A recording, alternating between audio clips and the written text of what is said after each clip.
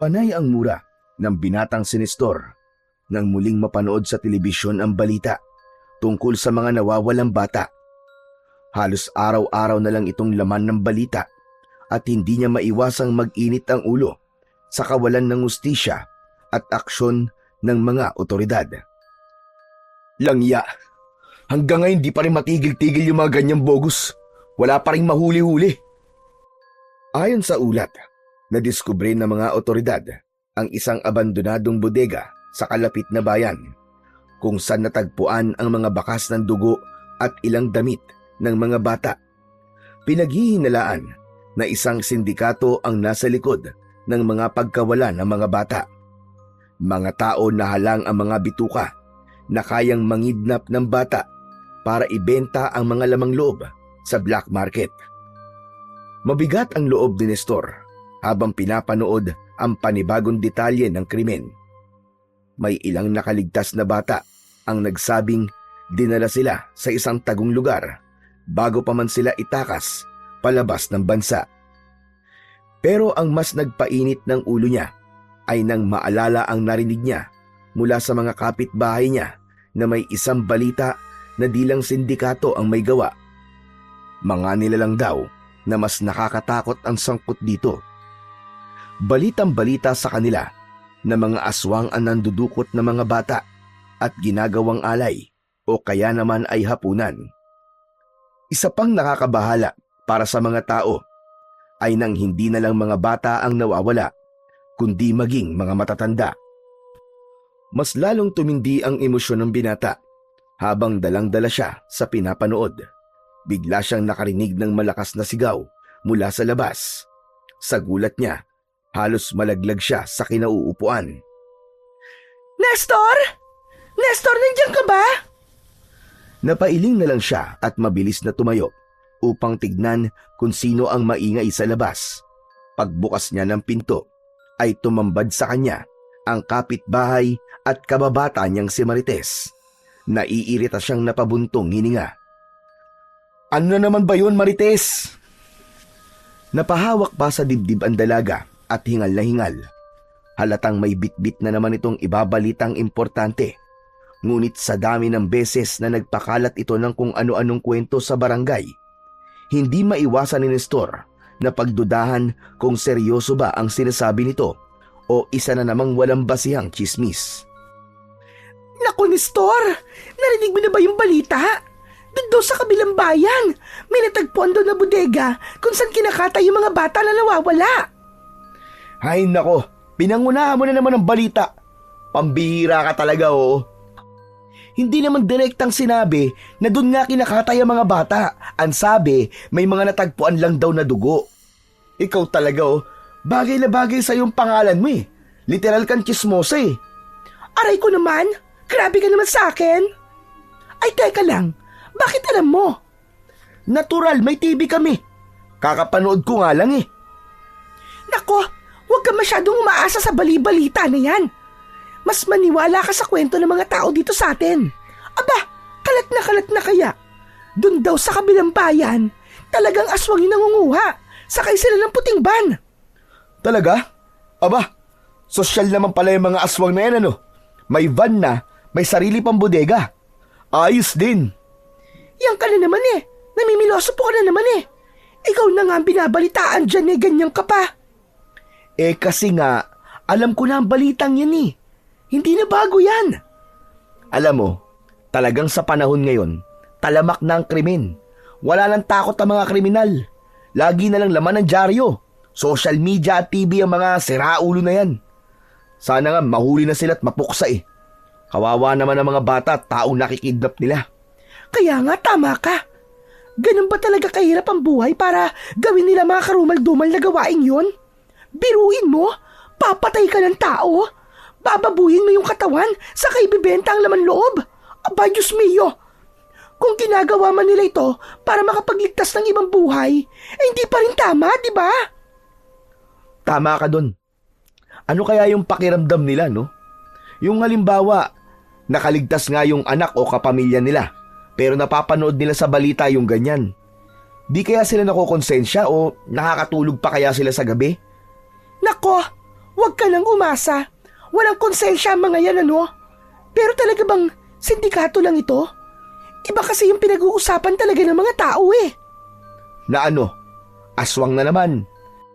Hindi naman totoo ang mga aswang eh. Gawa-gawa lang yan ng mga taong gustong ilihis ang totoong pangyayari. Saka lang ako maniniwala kung makakakita ako. Kahit isa lang. Nako, huwag kang humiling ng ganyan, ano? Ano ka ba? You can never wish for. Ano? Pa-English-English ka pa eh, mali naman. Baka ang ibig mo sabihin, be careful what you wish for. O, kita mo? Alam mo din yung kasabihan na yon? Kaya huwag kang basta-basta naghahangad ng mga bagay na tulad nun. Sigurado naman akong takot ka kapag may nagpakita sa yung aswang, ano? Anong takot? Ano bang tingin mo sa akin, duwag? Alam mo, Marites, mas maganda yon para merong pruweba. Mahirap yung ganyan na naniniwala ka sa sabi-sabi lang. Ang tawag sa mga ganon, walang bait sa sarili. Ah, bahala ka kung ayaw mo maniwala. Ang dami na nga nawawalang bata eh. Ayaw mo pang maniwala. Saka na ako maniniwala kapag may nakita na ako. At kapag may nakita ako, maghahanap ako ng anting-anting at pupuksain ko silang lahat, maniwala ka. Ano? Anting-anting? Ikaw? Gusto ng anting-anting? Nako, Nestor, kilabutan ka nga. Takot ka nga sa dugo eh. Tapos gusto mo pa magkaroon ng anting-anting para makatulong sa bayan? Wow! Ay nako, wag mo lang pangarapin yun, ano? Mga matatapang lang ang pwede magkaroon ng ganon. Eh ikaw, kung wala kang lawet, baka isipin kong babae ka rin. Hoy, bunganga mo ah. Ang bastos mo ah. Mamaya bigla may makarinig, ano pang isipin eh. Ano bang bastos doon? At talagang tinanong mo pa. Hoy, kung mukha man akong babae sa paningin mo, at least may concern ako sa baryo, no? Eh ikaw, katulad ka din ng iba. Ni Mayor, ni Kapitan. Walang magawa, di ba? Meron naman. May mga pulis sa tanod naman na nasa checkpoint, ano? Para magbantay. Checkpoint. Sigurado ka ba na nagbabantay sila? Eh baka iba ang binabantayan. Kaya hanggang sa ngayon, wala pa rin nangyayari. May mga nakikidnap pa rin. Aba, Nestor, wag mo namang minamaliit ang mga pulis sa tanod sa atin, ano? Hindi naman sila Diyos para malaman kagad kung sino may masamang balak. Ano pang silbi ng mga checkpoint nila kung hindi rin naman nauhuli yung mga kriminal? Araw-araw may nawawala, tapos ang ending, puro paghuhugas kamay lang. Ginagawa namin ang lahat ng aming makakaya, tapos wala namang nauhuli. Di ba? Nakakatawa na kaya? Alam mo, ikaw, Nestor, kung ganyan ka rin lang naman, bakit hindi ikaw gumawa ng aksyon? Kung gusto mong baguhin ang sistema, mag-volunteer ka kaya sa mga nagbabantay sa gabi. Yun na nga ang sinasabi ko eh. Pero Day, hindi ako bayani. Wala akong kapangyarihan, uy. Pero alam mo, Marites, kung pagkakalooban lang talaga ako ng kahit na isang anting-anting, ako na mismo ang uhuli sa mga sindikato na yan o mga aswang na sinasabi nyo. Eh di hilingin mo. Malay mo bukas makalawa. May biglang kakatok dito sa pinto mo. Tapos, bibigyan ka ng anting-anting. Abay, solve na ang krimen. O diba? Para ka na si Darna. Umuwi ka na nga. Wala kang kwentang kausap. Grabe ka naman makapagpalayas. Hay, pikon ka na yan. Alam mo naman pala eh. Sige na, umuwi ka na. O siya, uuwi na ako. Ay, teka lang. Kaya pala ako nagpunta dito para tanungin sa'yo kung meron ng pasok. Ilang araw na tayong di sinisipot ng advisor natin ah. Ano na kayang nangyari sa kanya? Ang lungkot pag walang pasok eh. Walang baon tapos di ko pa nakikita yung mga crush ko. Ikaw talaga di na kita maintindihan. Chismosa ka na, malandi ka pa. Hoy, grabe ka ha. Ang sabihin mo nagsiselos ka lang. Akala mo ba? Di ko alam na secret admirer kita. Pero sorry ka, hindi kita bet. Kilabutan ka nga sa mga sinasabi mo. Di tayo talo, no? Di rin kita bet. Kung gusto mong pumasok, di pumasok ka. Kaya nga tayo tinambakan ng maraming module, di ba? Kasi nga delikado. Sa bagay. Teka, may natapos ka na ba? Pakopya naman. Anong pakopya? Sa galing mong magmarites na yan, Di ka pa nakakasagot ng module? Ano kasi? Di ako nakapag-load ng wifi, kaya wala akong pang-research. Sige na pakopyahin mo na ako. Sagot ko na merienda mo mamaya. Anong merienda? Baseball tsaka kikiam, dun sa may food court dun sa plaza. May nagtitinda sa plaza? Ano ka ba? Natural. May mga nagtitinda na kasi malapit na ang fiesta. Di ka ba nakakagala dun? Hindi. Dito lang kasi ako sa bahay. Busy ako mag-ML. Kaya naman pala O ano? Peram na kasi nung natapos mo. Mamaya gagala tayo. Parang ang dami mong pera.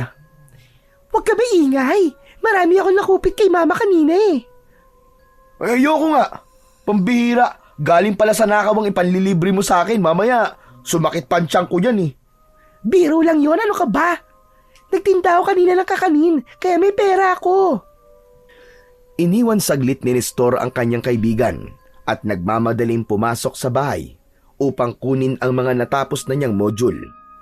Matapos ang ilang sandali, bumalik siya kay Marites at iniabot ang mga papel. O hayan na mga kailangan mo. Pero wag mong kokopyahin lahat ha. Baka mamaya pati pangalan ko kopyahin mo. Mahahalata tayo ni ma'am. Wala po. Anong tingin mo sa akin, syunga-syunga? Sipag-sipagan mo din kasi ang pag-aaral. Hindi ako palagi nandito para sa'yo. Ay, ang sweet naman talaga ng best friend ko. O siya, alis na ako ha. Salamat. Salamat? Anong salamat? May bayad yan, uy. Mamayang hapon ha. Huwag mong kalimutan yung merienda ko. Oo na, gala tayo mamaya. Bye! Umalis na ang dalaga. Napapailing na lang na tinanaw siya ni Nestor. Nang tuluyan na itong mawala sa kanyang paningin, bumalik siya sa loob ng bahay at ipinagpatuloy ang kanyang panonood. Si Nestor at Marites ay matagal nang magkaibigan. Sila ay magkababata mula pa noong maliliit pa sila. Palagi silang magkasama at naglalaro. Pareho silang makulit at masiyahin. Punong-puno ng enerhiya, kaya hindi kataka-taka na magkasundo silang dalawa. Saan man naroon si Marites, naroon din si Nestor. Magkaklase na rin sila mula pa nung elementarya hanggang sa high school. Samantala si Nestor, nang magdalaga na ang kaibigan, ay nagkaroon ng lihim na pagtingin sa kanyang kababata. Itinago niya ito sa loob ng maraming taon dahil sa takot na baka layuan siya ng babae at masira ang kanilang pagkakaibigan. Walang kaide-ideya ang dalaga na ang binibiro nitong may crush sa kanya ay may matagal nang nararamdaman para sa kanya. Mabilis na lumipas ang oras. Nang tignan ni Nestor ang kanyang relo, napakunot ang kanyang noo. 5:00 na, pero hindi pa rin bumabalik ang babae. Sabi ko na nga mangi-Indian pa yata ang babaeng yun Pambihira naman oo. Talagang hindi mapagkakatiwalaan Gutom na ako. Habang hinihintay niya ang dalaga, naisipan niya munang magsaing. Wala pa din kasi ang kanyang ina. Hindi pa ito dumarating galing sa trabaho. Nang mainin na ang kanin at wala pa rin ang kaibigan, naisipan niyang marahil ay di na sila tuloy. Pero maya-maya, bago niya isara ang pinto at mga bintana sa bahay nila, ay nakita niyang humahangos si Marites. Sandali lang. Nakakapagod tumakbo. Hingal na hingal ka. Sino ba kasi may sabi na tumakbo ka? Itsura mo, tignan mo nga. Mukha kang pinagsamantala ng 10 demonyo. Hoy! Don't say bad words Masama yan. Saan ka ba galing? Kanina pa ako antay ng antay dito Gabi na. Saan ka lang darating? Gabi naman to. Makagabi ka naman dyan. Ayan pa lang ang araw Di pa lumulubog. Hapon pa lang, ano ka ba? Kanina pa nga ako mukhang tanga na naghihintay dito Ang tagal-tagal mo. Talaga? Hinihintay mo ko? Siguro miss mo ko, no? Mismo mukha mo. Ang dami mo kasing arte. Bago pa makasagot si Marites, biglang may narinig silang tahol mula sa likuran niya. Napalingon siya. Isang malaking aso ang nakatayo, ilang metro lang ang layo mula sa kanya at tila nakatingin ng masama. Yan! Yan, Nestor, oh! Tignan mo! Hinabol ako ng asong yan! Pambihira! Hanggang dito pala nasundan ako! Nako, ang malas naman ng aso na yan kapag naabutan ka at nakagat. Panigurado malalason sa'yo yan.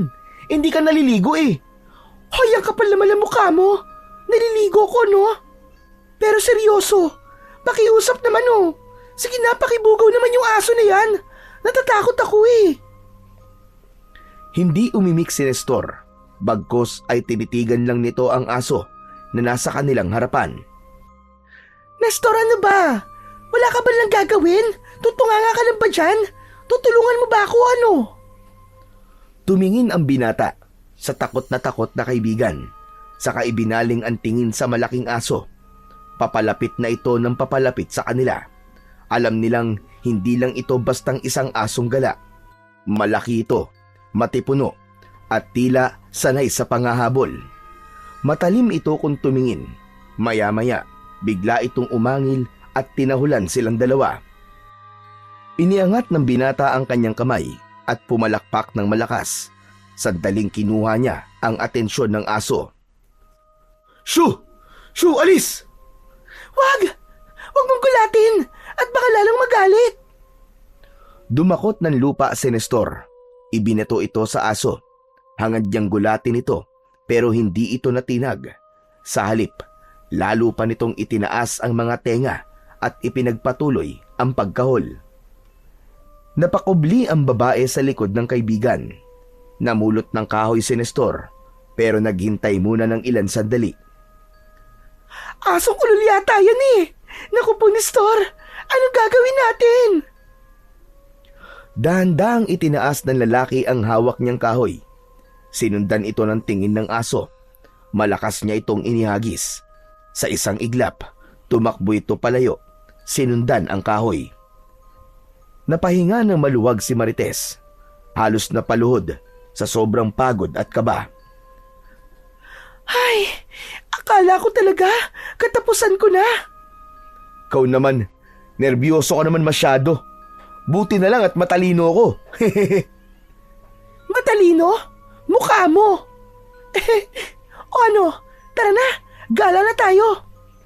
Pambihira, may energy ka pang gumala at pumunta sa plaza ha? Papadilim na. Teka, may flashlight ka man dala? Ito naman, maraming tao sa labas. Saka maliwanag naman yung mga solar eh. Maraming tao? Ganun ba? Pero ngayon nga lang, ni isa walang tumulong sa'yo eh. Mabuti pa, bukas mo na lang ako ilibre. Ay, hindi na pwede, Nestor.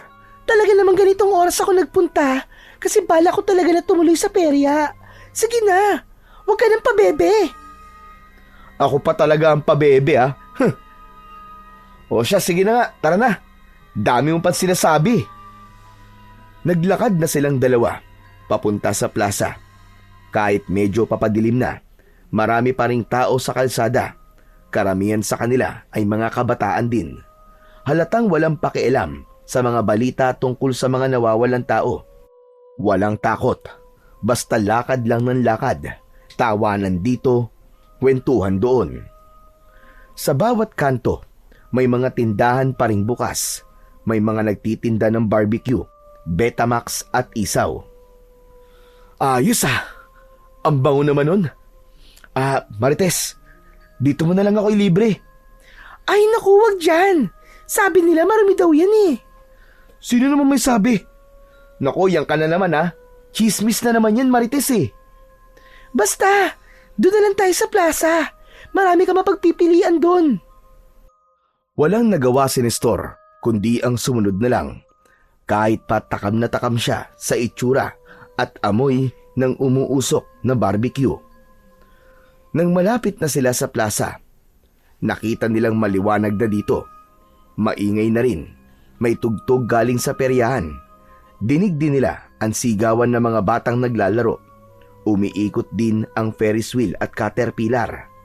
Nagsimula na ding magpasugal sa color game at iba pa. Sa gilid ng plaza, may mga hilera na nagtitinda.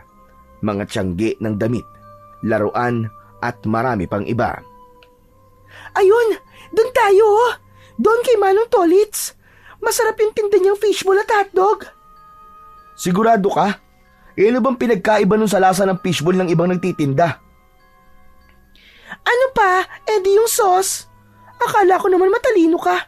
Basic, hindi mo alam. Che! Pambihira ka naman oh. Dapat sinabi mo kagad na masarap yung sauce. Kasi alam ko, pare-parehas lang naman yung lasa ng fishball eh. Lasang harina na nilublob sa itim na mantika. Di wag kang bumili. Ang arte mo. Akala mo naman sosyal ka. Ang paborito mo ang ulam, tuyo eh. Aba, grabe to ah. Tuyo is life no. At least yun, sigurado kang hindi recycled ang mantika.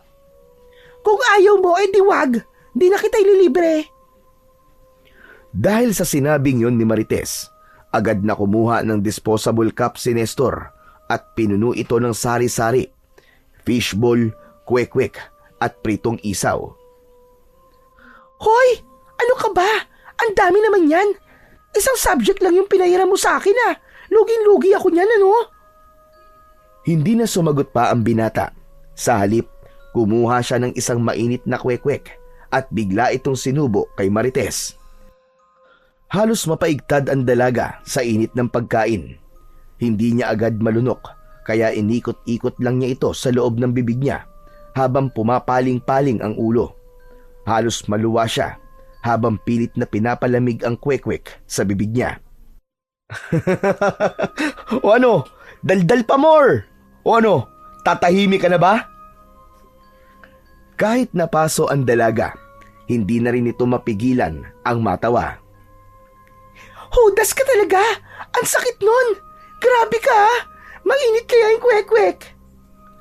Patuloy silang nagtawanan at nagkulitan habang kumakain. Wala silang pakialam sa ingay ng paligid at sa mga taong nasa paligid. Habang patuloy sa pagkain, biglang napahinto si Nestor. May naamoy siyang hindi kaaya-aya. Isang matinding baho na parang bulok na karne.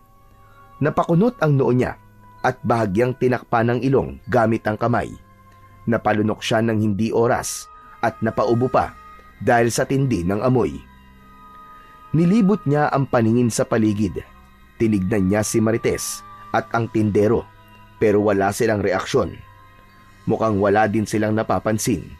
Tila siya lang ang nakakaamoy ng hindi kanais-nais na singaw sa hangin. Oh, Nestor, bakit? Anong problema? Marites, wala ka bang naaamoy? Ang baho ah. Ha? Mabaho? Wala naman ako naaamoy ah. Wala? Sa laki ng ilong mo na yan, wala ka naaamoy na mabaho? Parang bulok na karne, amuin mo. Narinig ito ng tindero at napatingin sa kanila. Halatang nag-alala. Napakunot ang noo nito. Inalala na ang paninda nito ang tinutukoy ng binata. Ay, nako, pasensya na Manong Tolits ha. Hindi naman itong paninda mo ang sinasabi ko eh. May naamoy po kasi ako mabaho kanina. Siguro, ito tong kasama ko. Baka umutot. Hoy, ano ka? Hindi ako umutot, no? Mabilis na tinampal ng dalaga ang balikat ni Nestor. Halatang nainis, pero natawa rin.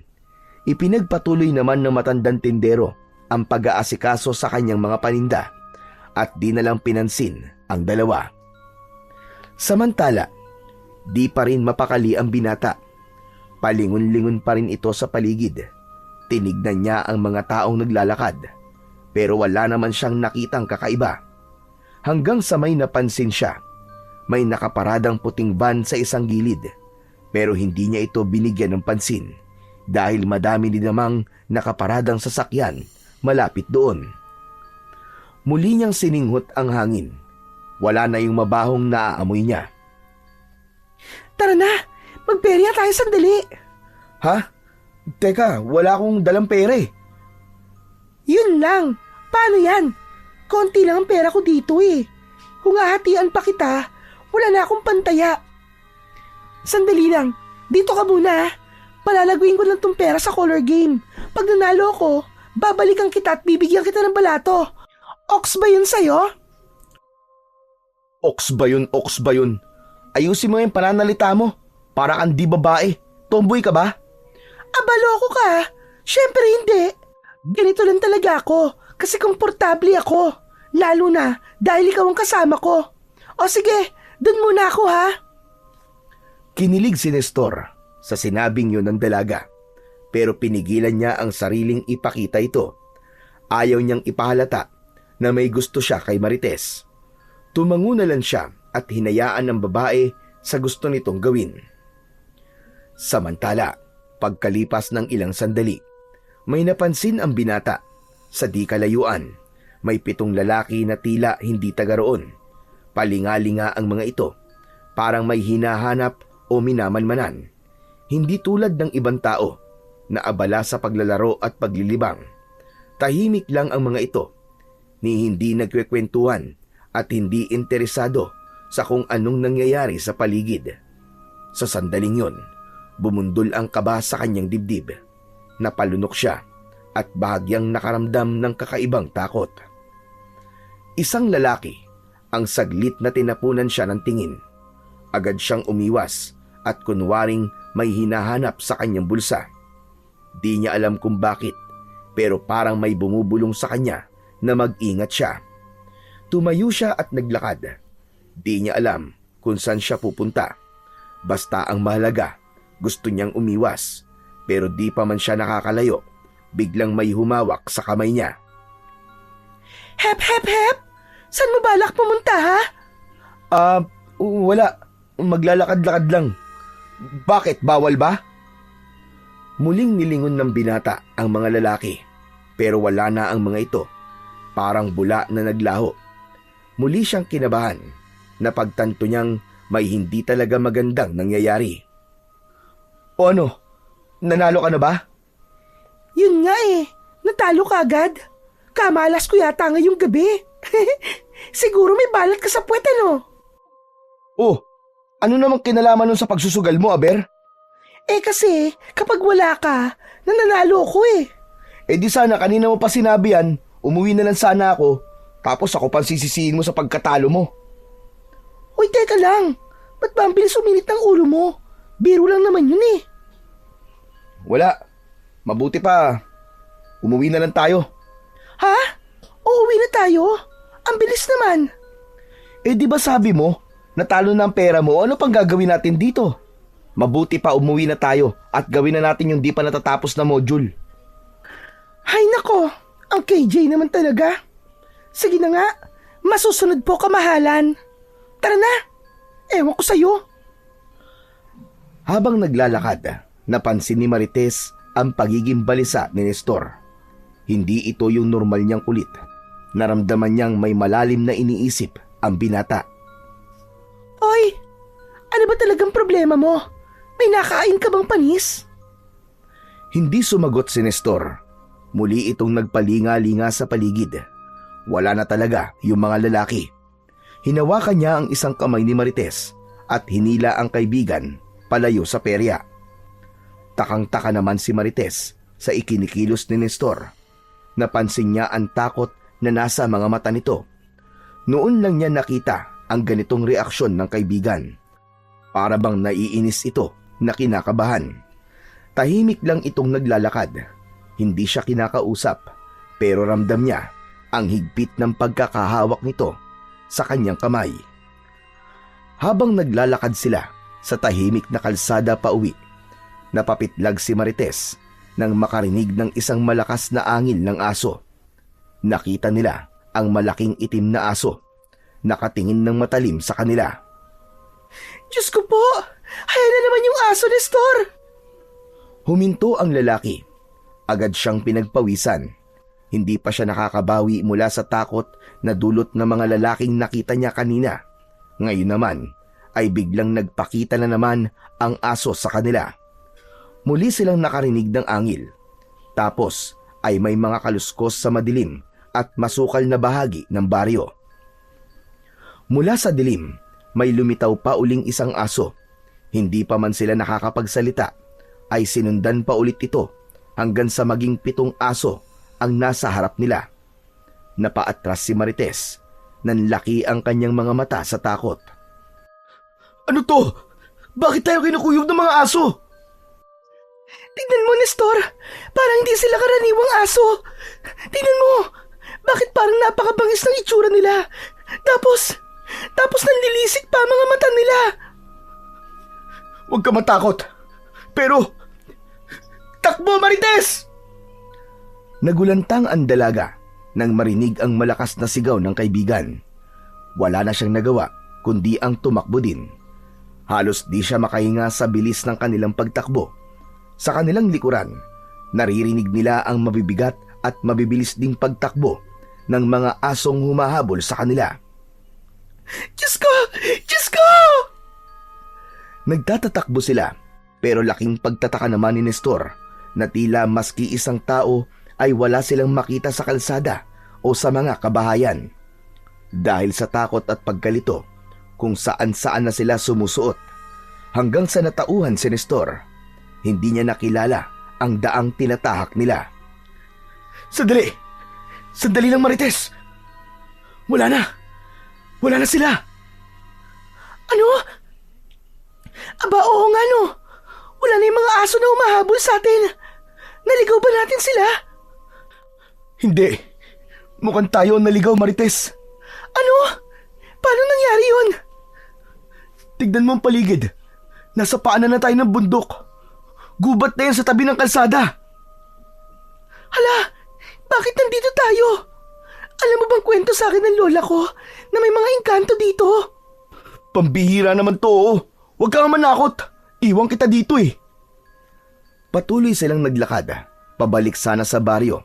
Pero bigla silang parang nabulag ng isang nakakasilaw na liwanag ang sumambulat sa harapan nila.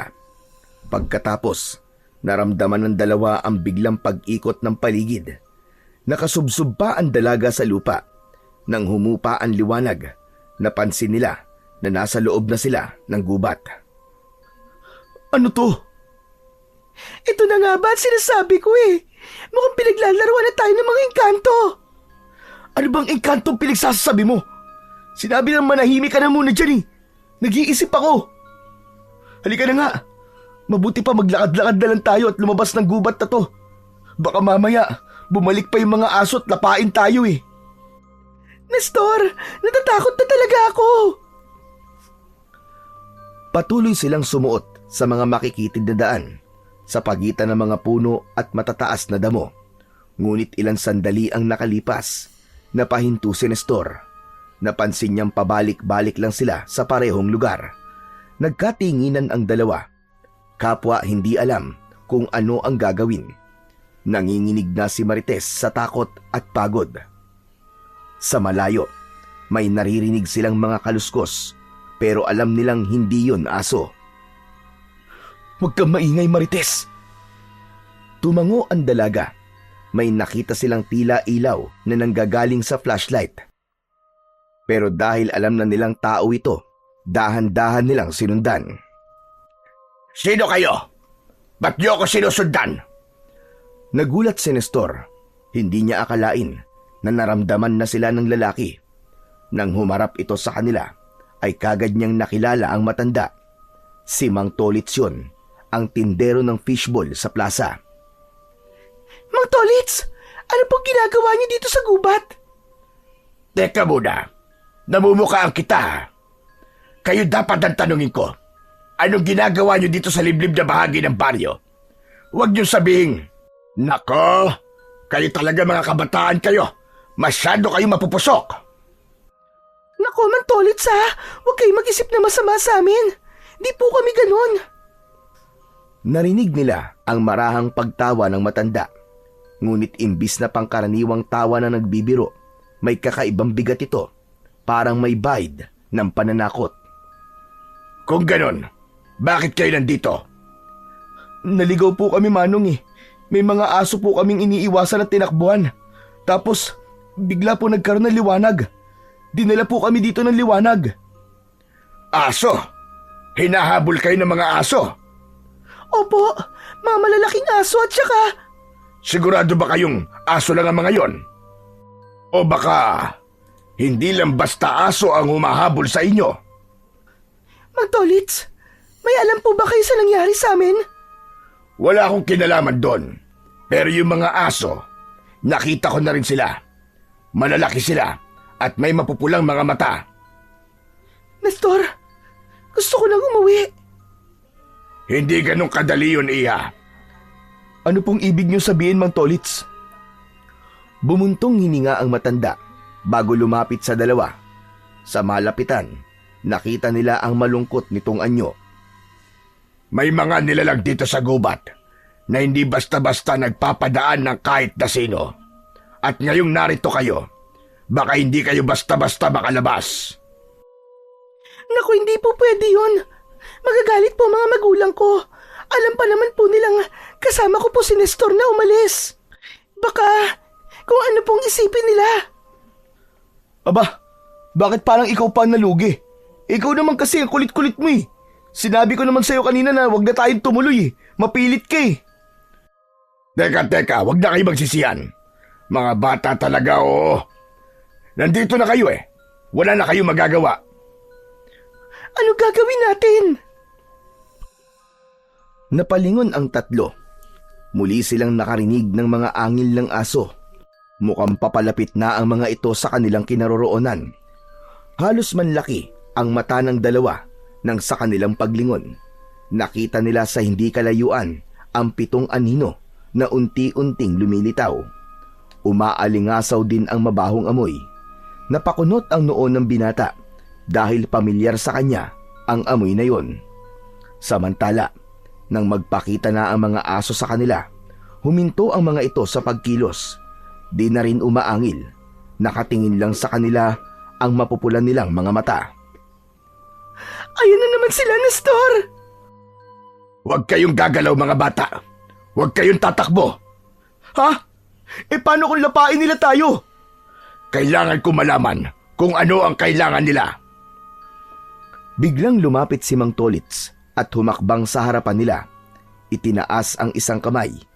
Tila sinusubukang kausapin ang mga nilalang. May inilabas ito mula sa ilalim ng kanyang damit. Maya-maya pa ay biglang nagsiatrasan ang mga aso hanggang sa tuluyan na silang naglaho. Parang nabunutan ng tinik si Nestor, samantalang si Marites naman ay halos manginig na sa takot.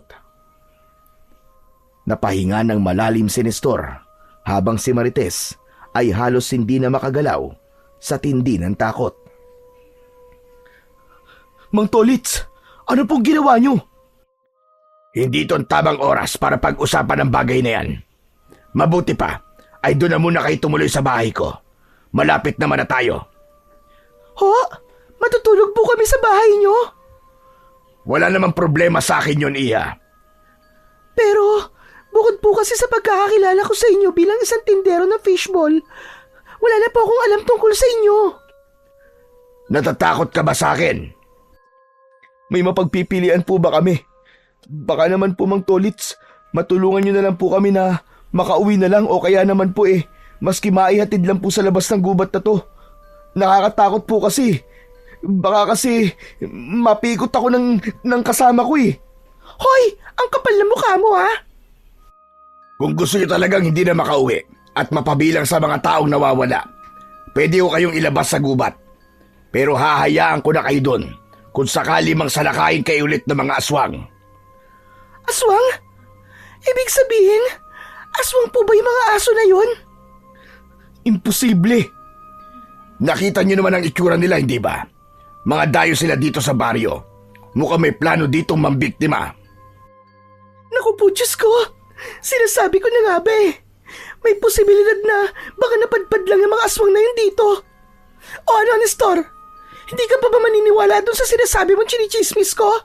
Maniniwala ka na ba na may aswang talaga? Totoo po bang aswang po mga yon? Oo, iho. Halina kayo. Sumama kayo sa akin. Iatid ko kayo sa bahay niyo bukas. Ako na ang bahalang magpaliwanag sa mga magulang niyo sa nangyari. Ang importante ngayon, buhay kayo. Kung babalik kayo sa kalsada, hindi kayo magiging ligtas. Maniwala kayo sa akin. Nagkatinginan ang dalawa. Halatang nag-aalangan pa rin. Pero alam nilang wala na silang mapupuntahan. Napalingon ang dalaga sa lugar kung saan nagpunta ang mga aso. Madilim, nakakapangilabot. Tara na po, Mang Tolits. Doon na lang po muna kami makikituloy sa bahay nyo. Sigurado ka na ba dyan, Marites? Oo, kesa naman malapa tayo ng mga makukulit na aswang na yun. Nagpatuloy na sila sa paglalakad. Makalipas lamang ang ilan sandali, narating din nila ang bahay ng tumulong sa kanila na matanda. Halos mapanganga naman ang dalawa nang makitang isang maayos at magarang bahay ang kanilang nakita. Mang Tolits, ito po ba talaga ang bahay nyo? Ano ho ba kayo? Tao o engkanto? Bakit po ang ganda-ganda ng bahay nyo? Huy, manahimik ka nga. Ikaw talaga kahit kailan ka di mo mapigilan yung bibig mo. Naku, Man Tolits, pasensya na po kayo sa kasama ko ha. Pasmado talaga ang bibig nito Walang problema, iho. O siya, sige, pasok na kayo para makapagpahinga na kayo. Pagpasok nila sa loob ng bahay, ay agad na lumibot ang kanilang mga paningin. Malinis at maaliwalas ang loob ng bahay. Ang sahig ay gawa sa makinis na kahoy at ang dingding ay sa makapal na semento. Naging kapansin-pansin sa kanila ang ilang mga mamahaling palamuti, mga kumikinang na ginto at mga mamahaling bato. Sa sala, makikita ang isang maliit na altar. Nagsindi ng isa si Mang Tolits at agad na nagdasal. Sa tabi naman ito ay may isang malaking tokador kung saan nakalagay ang iba't ibang mga bagay. May mga botelya ng langis, tuyong mga dahon, mga sandata tulad ng mga itak, sundang, pagi at iba pang kakaibang mga patalim. Kayo ba kumain na? Naku, hindi pa nga po Meron po ba kayong pagkain dito? Yun lang pong binili namin sa inyo kanina ang kinain namin Ay, siya nga po pala. Pwede po ba ako magtanong, Mang Tolits? May gusto ka bang malaman, iyo? Sige, magtanong ka at sasagutin ko. Gusto ko lang pong malaman, Mang Tolits. Ano pong kailangan ng mga aswang na yun sa amin? Saka, paano po kayo nakapagpatayo ng magandang bahay dito? Nagtataka lang po kasi ako Hindi ko pa alam kung ano ang motibo ng mga aswang na yon at kung bakit kayo hinahabol. Malalaman natin yan sa loob ng ilang araw. Balak ba nilang magasik ng lagim sa baryo, Mang Tolits? Matagal ko na sinusubaybayan ang grupo na yan, Nestor. Sila ang may kagagawan ng pagkawala ng mga bata sa ibang baryo. At sa palagay ko, yun din ang dahilan kung bakit sila nandito. Ang mga bata? Hindi. Kailangan may gawin tayo, Marites. Hindi natin pwedeng hayaan na magasik ng lagim ang mga walangyang yun. Ako nang bahala sa kwento. Yakang-yaka ko yun. Pero sana, makisama yung mga nasa barangay. Sana maniwala sila sa akin. Kasi, maski mag-effort tayong dalawa, kung di naman nila paniniwalaan, wala ding mangyayari.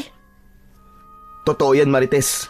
Sana, maski maglagay man lang sila ng mga totoong bantay, yung tunay na may malasakit, hindi yung nagtatrabaho lang kasi may sahod, kasi may ayuda. Nakakalungkot na lahat ng bagay tinatapatan nila ng pera. Wala tayong magagawa, Nestor. Ordinaryong mamamayan lang tayo Wala tayo sa posisyon tulad nila. Maganda mga punto nyo, mga bata. Sana lahat ng kabataan ngayon ganyan mag-isip. Magiging maayos sana ang lahat. Mang Tolits, ulitin po namin yung tanong. Paano nga po kayo nakapagpatayo ng bahay dito? Matagal na ako nakatira dito, Iya. Ang bahay na to, regalo sa akin ng isang engkanto. Ano ho? Engkanto? Tama ka na narinig, Iya. Matagal ako nagserbisyo bilang alagad nila. Tagapagpalaganap ng balanse sa pagitan ng mundo ng tao at mundo ng mga hindi natin nakikita. Ano pong ibig niyong sabihin, Mang Tolits? Hindi lahat ng engkanto ay masama, pero hindi rin lahat ay mabuti. May ilan sa kanila na nais lamang mamuhay ng tahimik, malayo sa kaguluhan ng mundo ng tao. Pero may iba rin na hindi natutuwa sa kung paano binabago ng tao ang kalikasan, kung paano ginugulo ang kanilang tahanan. Ako ang nagsisilbing tagapamagitan, tagapagsalita para sa kanila. Kaya pala. Kaya pala kakaiba ang bahay nyo. Ramdam ko po ang kakaibang enerhiya dito. Biglang lumakas ang sindi ng isang kandila sa altar. Dahilan upang mapatili si Marites. Napatayo naman si Nestor at napaatras. Samantalang si Mang Tolits ay nanatiling kalmado. Nakatingin lang sa nagliliyab na mitya. Mukhang hindi yata kayo nagustuhan ng ilan sa kanila. Ha? Ano pong ibig niyo sabihin? Hindi pa ako sigurado, pero isa lang ang alam ko. Tadhana ang nagdala sa inyo rito. Nagkatinginan sina Marites at Nestor. Ang kaninang takot nila sa mga asong humabol sa kanila ay napalitan ng mas matinding pangamba.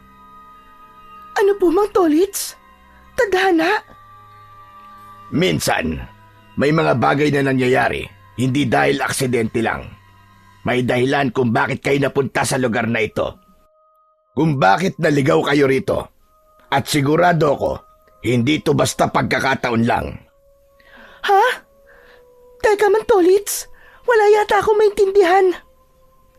Intindihin natin. Diyan lang kayong dalawa at aalamin ko kung ano ang ibig nilang sabihin. Sa labas ng bahay, umihip ang malakas na hangin.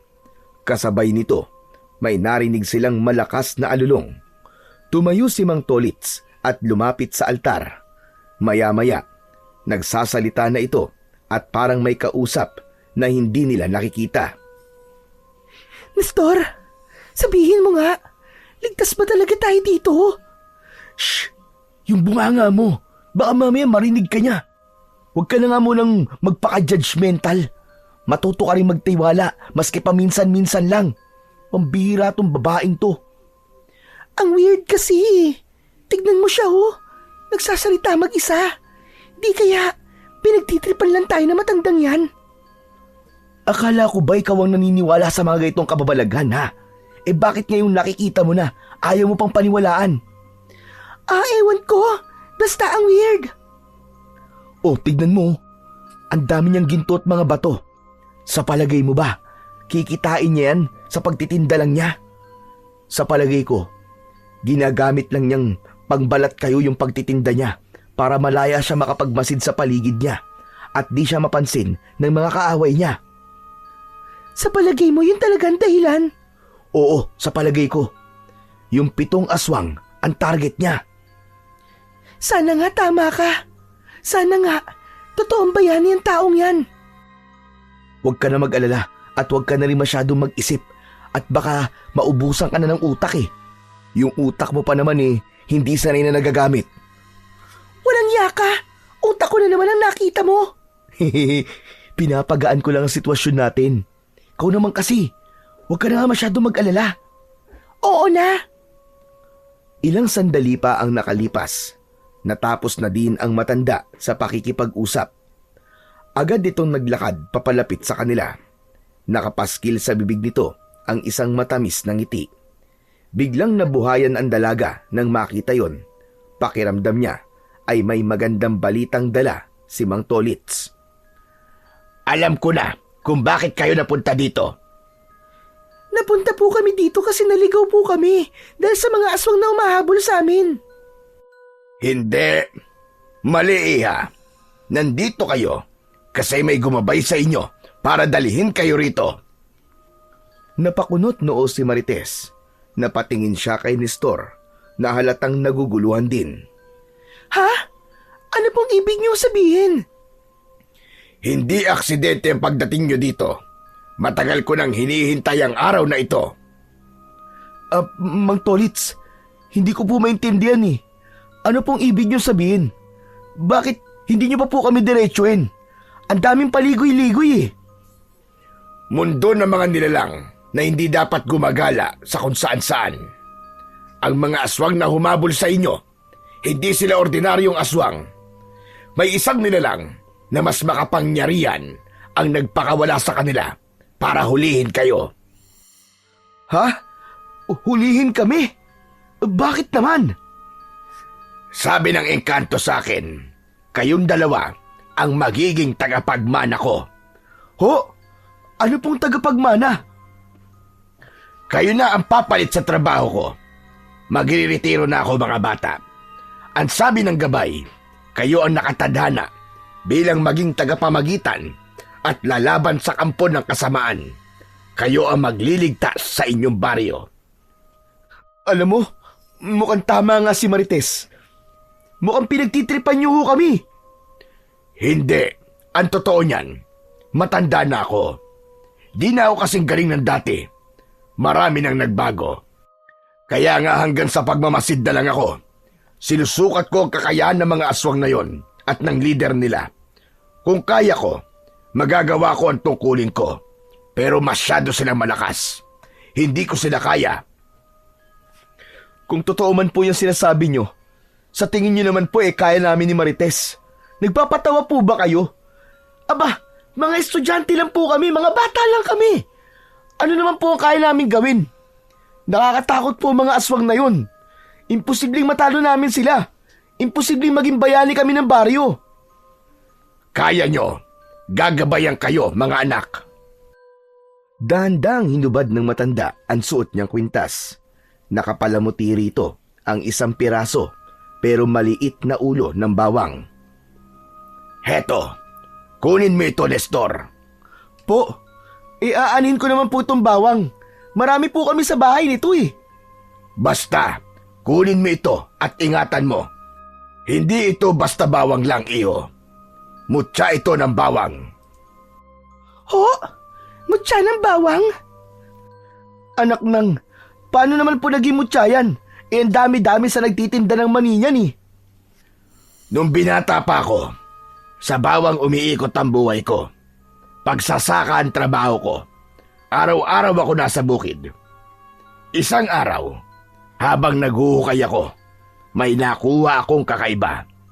Isang maliit na ulo ng bawang na matigas. Parang bato. Pero ang pinaka nakakagulat, kumikislap ito pag natatamaan ng sikat ng araw. Talaga po? Wala akong alam noon, kaya inuwi ko na lang. Pero isang gabi, may nagpakita sa akin. Isang engkanto. Takot na takot ako noon. Akala ko ay katapusan ko na. Pero kinausap niya ako. Ipinaliwanag niya kung ano ang nahukay ko. Tapos po, Mang Tolits? Yun na nga, sinabi niya sa akin na isang mutya ang nakuha ko. Isang biyaya mula sa kalikasan. Hindi raw basta-basta nakikita yon, kundi ng taong nakatadhana lang na magmay-ari nito. Binasbasan daw nila ito ng kapangyarihan at ako ang napili nila para mag-ingat nito. Os, engkanto na naman.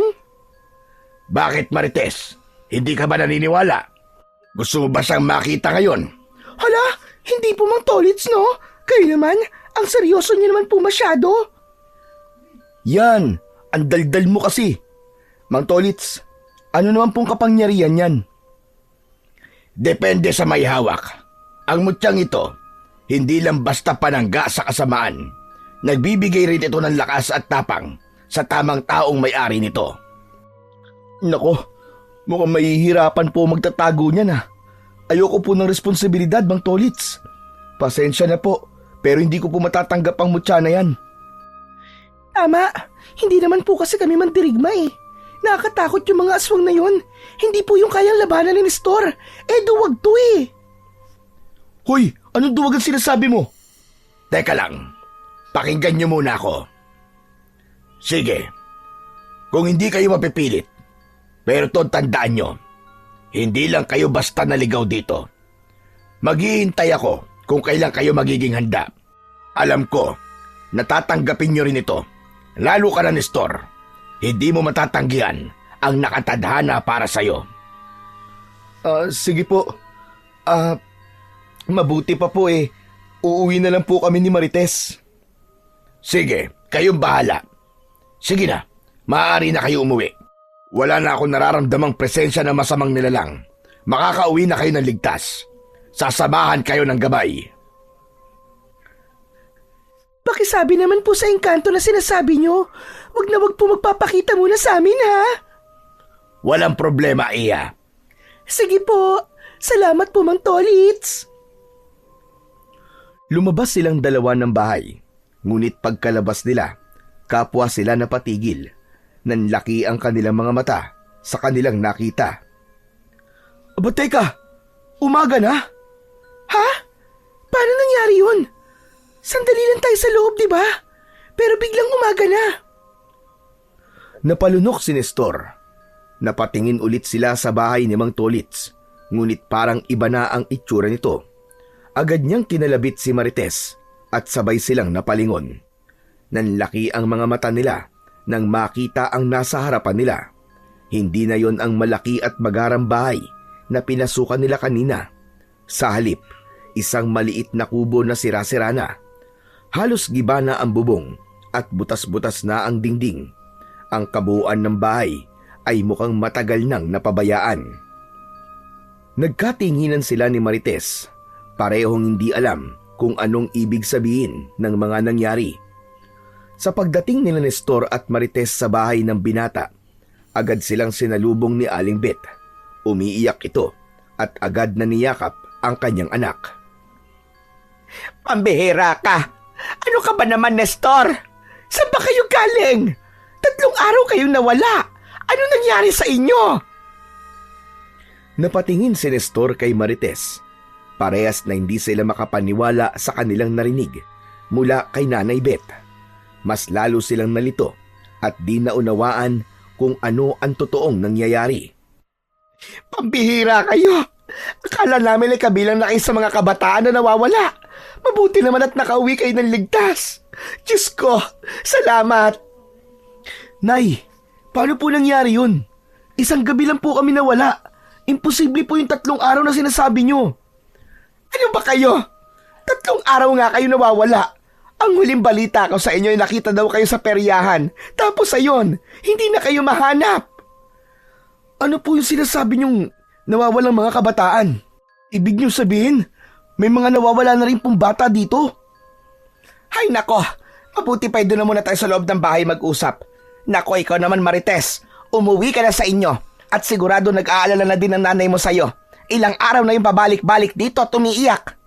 Ay sige po, Nanay Bet. Uuwi na po ako. Pumasok na sa loob ng bahay nila ang mag-ina at doon nag-usap ng masinsinan. Halos di makapaniwala ang binata sa kanyang mga narinig. Hindi niya akalain na sa loob ng 3 araw ay marami nang nangyaring masama sa kanilang baryo.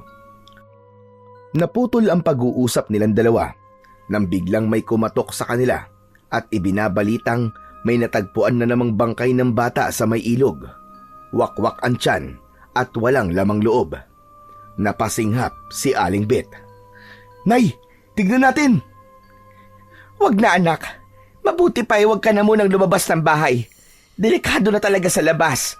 Wala lang tao mapagkakatiwalaan dito. Ano naman pong ginagawang aksyon ng baryo tungkol po sa problemang tunay? Rumuronda naman sila iho, kaso nalulusutan pa rin sila. Patuloy pa rin ang pagkidnap. Ang sabi-sabi, may gumagalang puting van kapag gabi. Pero hindi Sa 3 araw na yon, halos hindi ako makatulog. Wala naman ako narinig na ugong ng sasakyan.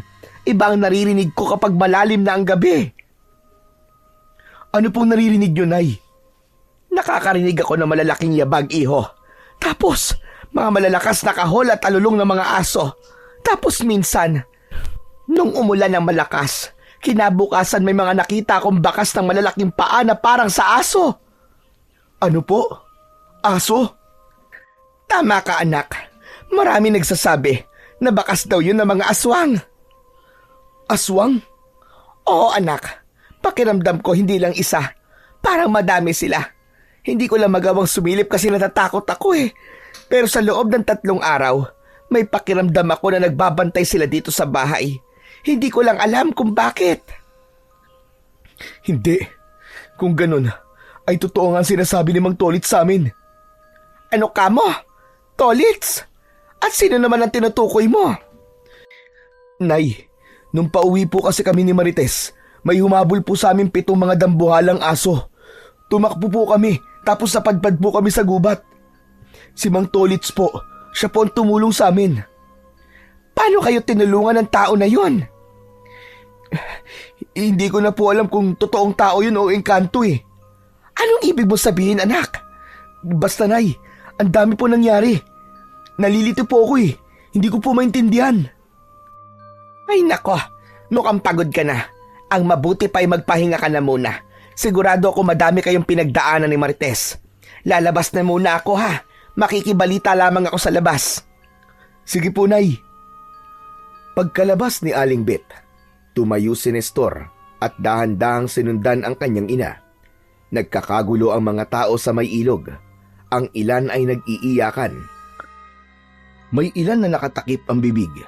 Sa gitna nila, nakahandusay ang isang bata. Wala na ang kalahating katawan mula sa bewang. Para bang tinanggal ito ng marahas. Maputla na ang kanyang balat at ang kanyang mga mata ay nananatiling nakadilat. Tila puno ng takot hanggang sa huling hininga. Di naman mapigilan ng binata ang sarili niya. Halos masuka siya sa kanyang nakita. Nakita siya ng kanyang nanay na si Aling Bet. Pampihira kang bata ka, anong ginagawa mo rito? Di ba't ang sinabi ko sa iyo manatili ka na lang muna sa bahay. Ayoko makita mo ito. Sige na, umuwi ka na. Ngunit hindi kumibo ang binata. Nanlaki bigla ang kanyang mga mata nang makilala ang patay. Kapatid ito ng kaklase nila ni Marites. Hindi siya makapaniwala na isa na itong malamig na bangkay at namatay sa karumal-dumal na paraan. Nestor, ang kulit mo. Sinabi nang umuwi ka na eh. Huwag na matigas ang ulo. Nay, ganito na po ba kalala ang nangyayari dito sa baryo? Ganon na nga, iho. Ganito na talaga kalala. Kaya nga matindi ang pag-aalala ko nang mawala ka ng halos 3 araw. Natakot ako na baka makita rin kita sa ganitong kalagayan. Ilang kabataan na anak. Bata, babae, lalaki. Wala silang pinipili. Napakasama nila. Wala silang mga konsensya. Napalingon siya sa paligid. Sa gitna ng mga nagkakagulong tao, nakita niya si Marites. Nakatayo ito sa hindi kalayuan. Namumutla at hindi rin makapaniwala sa kanyang mga nakita. Nanginginig ang mga kamay nito at takot na takot ang kanyang mga mata. Dahan-dahang lumapit si Nestor sa dalaga. Pareho silang hindi makahanap ng salita sa bangungot na nasa harapan nila. Samantala, patuloy naman ang ingay ng mga tao. Narinig nilang parehas na sigurado na raw ang mga ito na aswang nga ang may kagagawan ng pamamaslang. Nang may masmasan si Marites, nagsalita na ito. Nanginginig din ang kanyang boses. Nestor, si Tutoy, hindi ako makapaniwala. Bakit siya? Bakit nangyayari to sa baryo? Hindi ko rin alam. Mukhang totoo yung sinabi ni Mang Tolits. Totoo nga talagang aswang yung mga aso. At sa palagay ko, sila ang may kagagawa nito. Sa palagay ko rin, Marites. Paano kung di niya tayo niligtas ng gabing yun? Posibleng ganito din ang sinapit ko. Ano ka ba? Huwag mong isipin yan. Ligtas ka. Nakauwi tayo ng buo. Pero paano kung balikan tayo ng mga aswang? Di ba ang sabi ng matanda, gusto nila tayong kunin kasi alam na nilang tayo ang nakatanda ng magmana ng mutya. Lalo na ikaw. Di ka nila titigilan. Hindi natin alam kung kailan sila ulit magpapakita, Nestor. Baka tama ang matanda. Baka tamang dapat kinuha na lang natin ang mutya. Hindi natin alam kung totoo yun, Marites. Hindi tayo basta pwedeng maniwala sa kung sino-sino lang. Paano kung hindi rin naman epektibo yung mutya na yun? Saka paano kung may kapalit na sumpa yun? Nakita mo ba siya? Oo, nakatira nga siya sa magarang bahay na bigay ng mga engkanto. Pero masaya ba siya? Mukha ba siyang masaya? Nag-iisa siya sa gubat, Marites. Hindi masaya ang ganun. Bakit, Nestor? Yung ba mahalaga sa'yo? Yung takot ka sa sumpa, pero hindi ka takot na maubos tayo dito sa baryo? Paano kung ako na ang susunod? Paano kung ang nanay mo O yung iba pa nating mga kaibigan? Alam mong may magagawa tayo, Nestor, pero tinatanggihan mo. Hindi ka ba doon nakukonsensya, ha? Di ba't kasalanan pa rin yung may maitutulong ka sana, pero ayaw mong gumalaw? Napatitig si Nestor sa bangkay ng bata. Pagkatapos ay binalingan ang kaibigan. Marites, hindi solusyon ang pagkuha ng mutya. Alam ko, mas lalong maaalanganin ang buhay natin kung kinuha natin yun. Ano na ngayon? Nakapag-desisyon ka na bang ganito na lang tayo? Hindi sumagot ang binata. Hindi na rin sila umimik pa. Lalo at narinig na nila ang malakas na iyak ng ina ng bata. Galit na galit ang mga tao at may nagmumungkahi na hanapin ang mga aswang at papanagutin sa mga gulong ginagawa nila.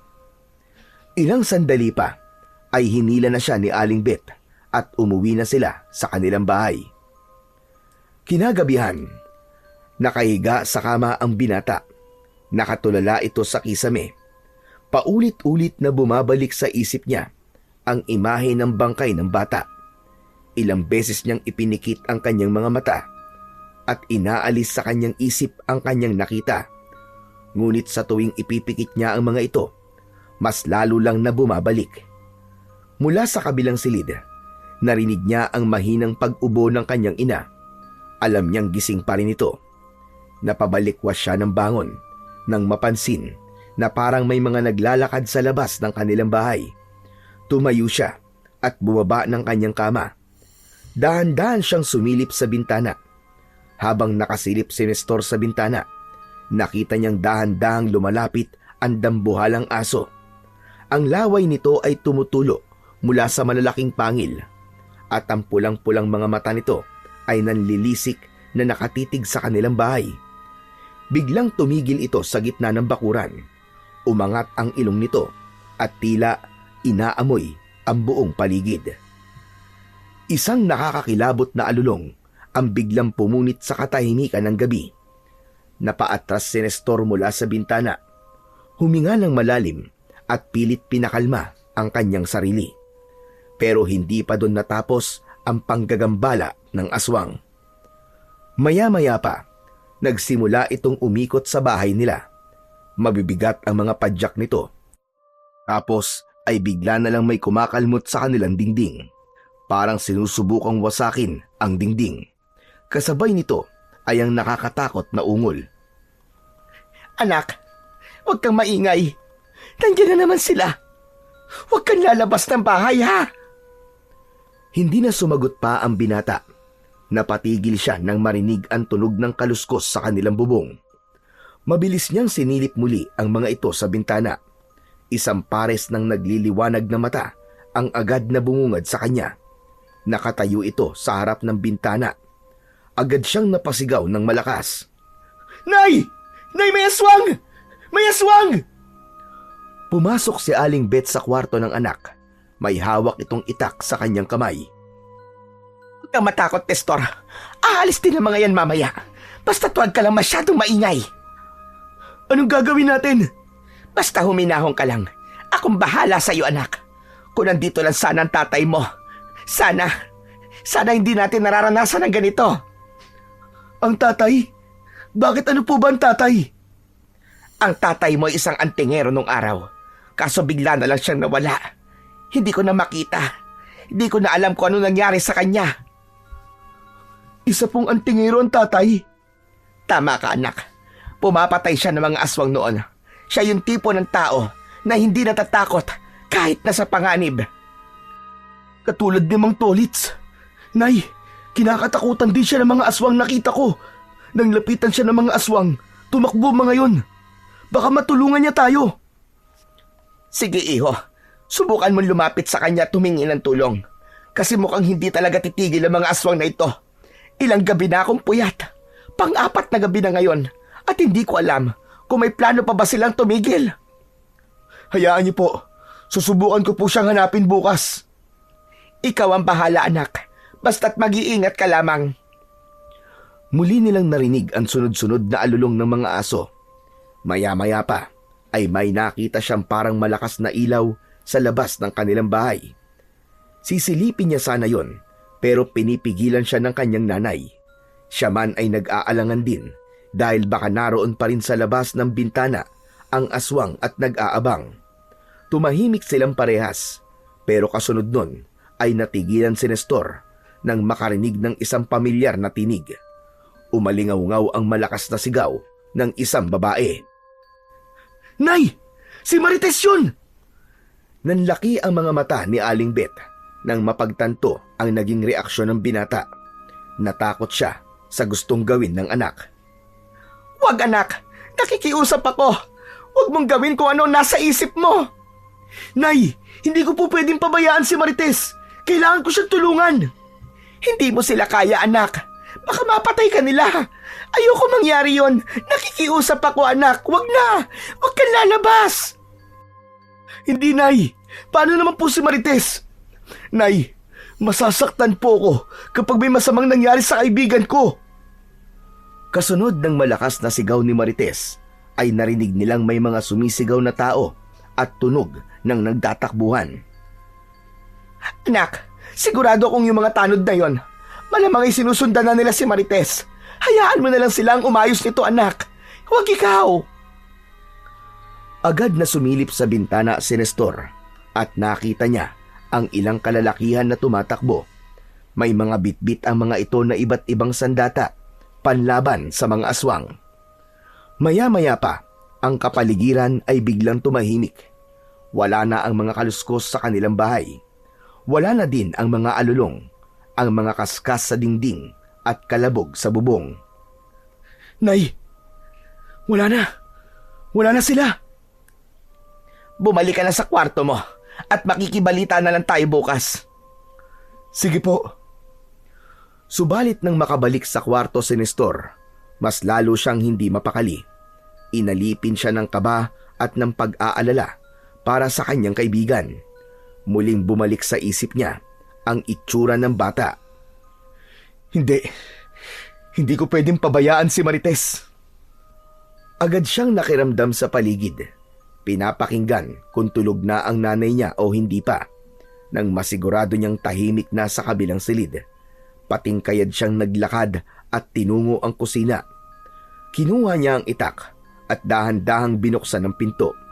Iningatan niyang hindi makagawa ng anumang ingay. Nang makalabas na siya, ay agad na sumalubong sa kanya ang madilim na kapaligiran.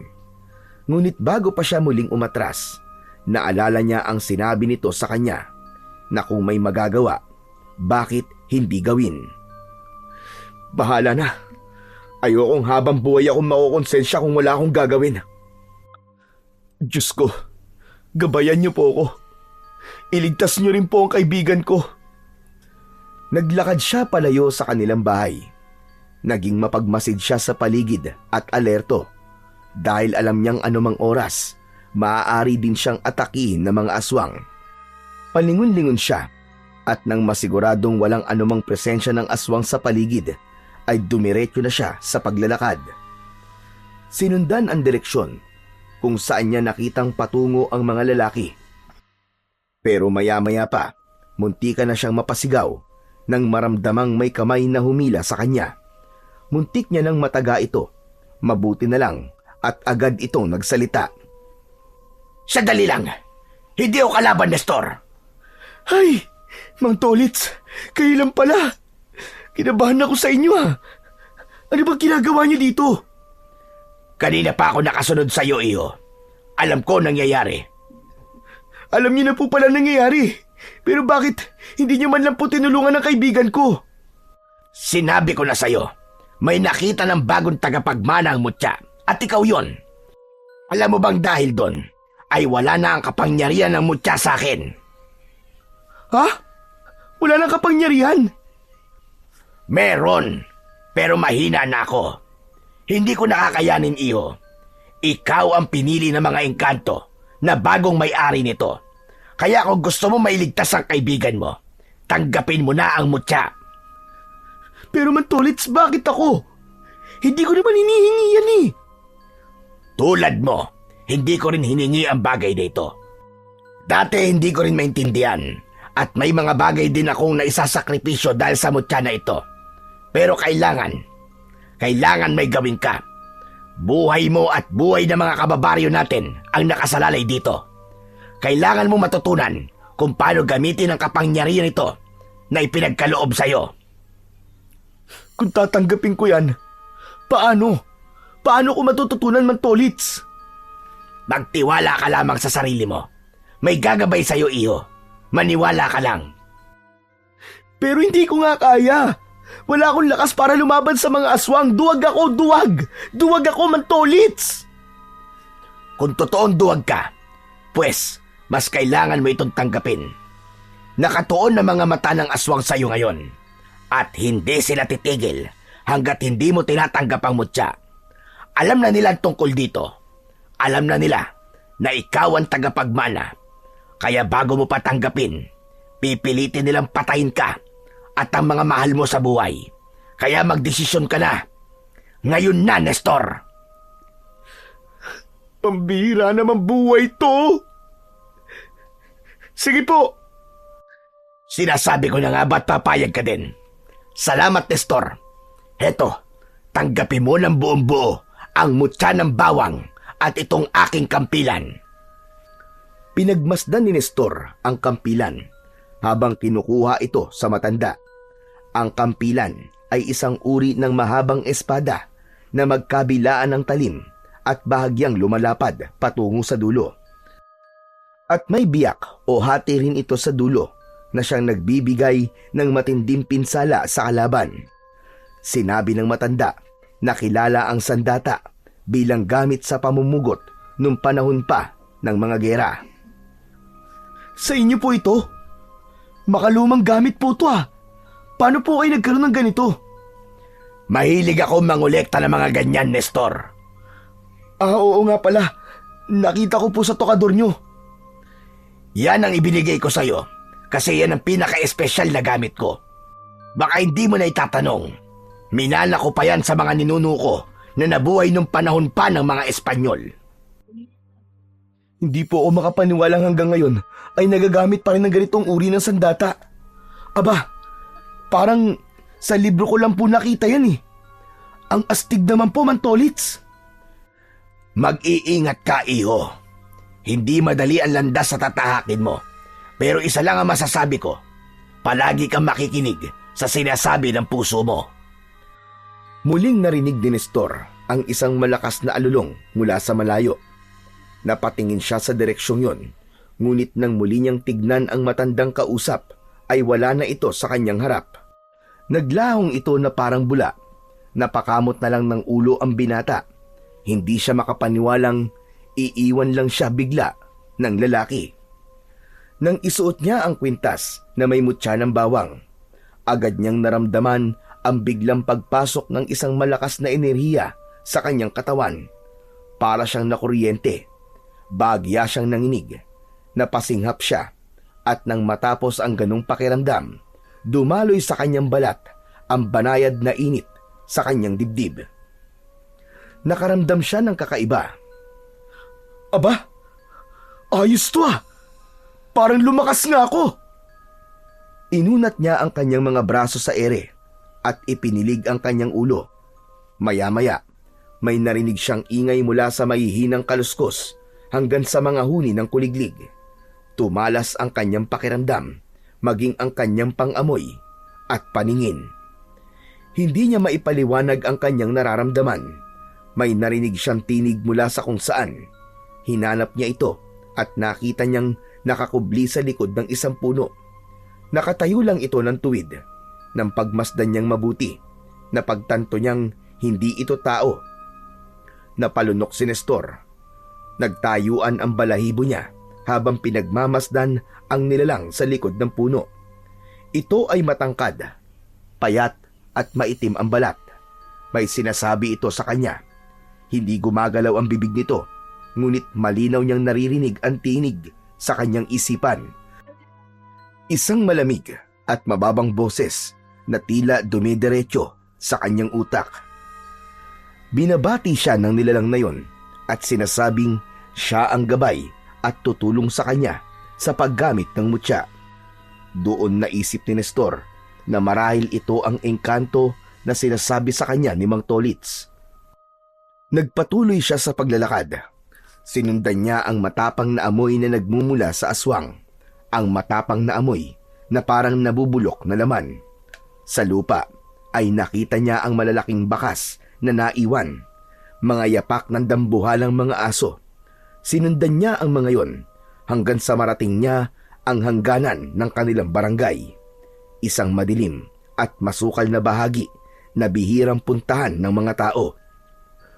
Napaliligiran ito ng mga matataas na damo at matatandang puno. Wala na ring mga bahay sa lugar na yon. Tumigil siya sandali at nakiramdam sa paligid. Mas tumapang ang mabahong amoy at malinaw na rin niyang naririnig ang mga boses. May mga umiiyak at sumisigaw. May mga humihingi rin ng tulong. Ano ba? Bitiwan niyo nga ako! Saan niyo ba ako dadalhin? Nanlaki ang mga mata niya nang marinig ang malakas na boses ni Marites. Ngunit nabahala siya nang marinig ang isang malalakas na tawanan ng mga lalaki. Naglakad pa siya at pumasok sa damuhan. Iningatan niya makagawa ng ingay. Nagtago siya sa likod ng mga damo at pinagmasdan ang lugar. Sa gitna ay walang masyadong puno o mga halaman. Malinis ang espasyo. Sa pinakagitna ng clearing, matatagpuan ang isang malaking krus pero nakabaliktad. Sa paligid nito, may mga sulo na nagbibigay ng mapulang liwanag na mas lalong nakakapagbigay ng nakakakilabot na atmosfera. Nakapaligid sa krus ang mga nilalang na may suot na mahahabang itim na balabal. Hindi makita ang kanilang mga muka dahil sa malalaki nilang mga hood sa ulo. Tahimik silang nakaluhod habang nakaharap sa isang malaking ribulto na katabi ng krus. Isang nilalang na may mukha ng isang mabangis na aso at ang katawan ay isang matipunong lalaki. May mahahabang pangil at pulang mata. Sa harap ng ribulto ay may isang kawa na puno ng dugo. Sa tabi nito ay may nakalagay ding mahabang lamesa kung saan nakahiga ang isang babae. Napagtanto ni Nestor na tila gagawing alay ang babaeng yon. Tulong! Tulungan niyo ako! Hindi! Si Marites yun na! Siyang gagawing alay ng mga walang yang to! Muli niyang pinagmasdan ang lugar para mapag-aralan kung paano niya ililigtas ang babaeng lihim na minamahal. May nakita siyang nagliliyab na uling sa loob ng mga naglalakihan ding palayok. Mula rito ay lumalabas ang makapal na usok na may kakaibang amoy. Mabaho at matapang, parang pinaghalong nasusunog na buhok at bulok na naman. Muling narinig ng binata ang nakakakilabot na halakhak ng mga lalaking aswang na nasa gilid ng ginagawang seremonya. Ito yung mga lalaki na nakita niya sa plaza. Napahawak siya ng maigpit sa kanyang mutya at sa kanyang espada. Alam niyang nasa delikadong sitwasyon siya, pero alam niyang hindi na siya pwedeng umatras. Napagtanto niyang hindi lang basta pumapatay ang mga aswang. May sistema sila. May pinaniniwalaan sila. May mga ritual. Kaya alam niyang hindi titigil ang kasamaan ng mga ito kung walang lalaban. Kailangan kong gawin ito bago pa nila maubos ang lahat ng tao sa baryo. Dahan-dahan siyang naglakad palapit. Muli niyang narinig ang tinig ng engkanto at sinabi nitong hayaan niyang ang kapangyarihan ng mutya ang maging gabay niya sa laban. Nagpakita siya. Tumayo siya sa gilid at matapang na hinarap ang mga sumalubong na aswang. Ngayon lang ako nakakita ng isang taong walang takot na lumapit sa tiyak na kamatayan. Pakawalan niyo ang mga tao! Kundi, kayo ang papatayin ko! Humakbang siya paabante. Hindi niya inalis ang paningin sa mga nilalang. Umungol lang isa sa mga asong itim. Tila nagbabadya ng pagsalakay. Anong ginagawa mo rito? Gusto kong pakawalan niyo ang mga tao. Kung hindi, kayo malalagot sa akin. Hoy! Galingan mo, Nestor! Tapusin mo ang mga hayop na yan! Manahimik ka nga! Maingay kang babae ka! Kung ayaw mong tapusin kita kagad, nakakarindi ka! Ang sakit sa tenga ng boses mo! Ipakain kaya kita sa mga kasama ko! Ang dami-dami mo sinasabi! Bakit kasi ako kinuha nyo? Mga gonggong! Wala kayong taste! Hindi naman ako masarap, ano? Manahimik ka! Mga kasama! Patayin nyo na ang babaeng ito! Wag! Ang mga aswang ay napahinto. Lahat ng mga mata ay nakatingin sa binata. Nakatitig, partikular sa mutya na nasa kanyang liig. Ang mutya na hawak ni Nestor ay biglang nagningning ng puting liwanag. Bakit nasa kanya ang mutya? Mga tanga! Di ba't sabi ko, kunin nyo at patayin ang tagapagmana? Bakit nandito to at nasa kanya pa ang mutya? Nagkamali kasi kayo ng kinidnap. Hindi malalahimik yan hanggat hindi niya ako naliligtas. Ang ingay ng babaeng ito! Pakawalan niyo sila at umalis na lang kayo ng tahimik dito sa baryo at huwag na kayong babalik. At sa palagay mo, ganun lang kadali yun. Hindi porket nasa iyo ang mutya ay makokontrol mo na kami at mapapasunod sa gusto mo. Baguhan ka lang. Hindi mo kami kaya. Oo, tama ka. Baguhan ako. Pero ako na ngayon si Commander Bawang, ang kinatatakutan niyong kalaban. Ngayon pa lang, sinasabi ko na sa inyong mga damuho kayo na walang pupunta na masama niyong plano. Lalabanan ko kayo sa abot ng aking makakaya. Sa isang mabilis na kilos, biglang umatake si Nestor at pinuntirya ang pinakamalapit na aswang sa kanya. Ginamit niya ang kanyang kampilan. Kasabay ng pagkislap ng mutya ay ang pagkislap din ng talim ng kampilan. Agad na namatay ang aswang nang mapugutan ito ng ulo.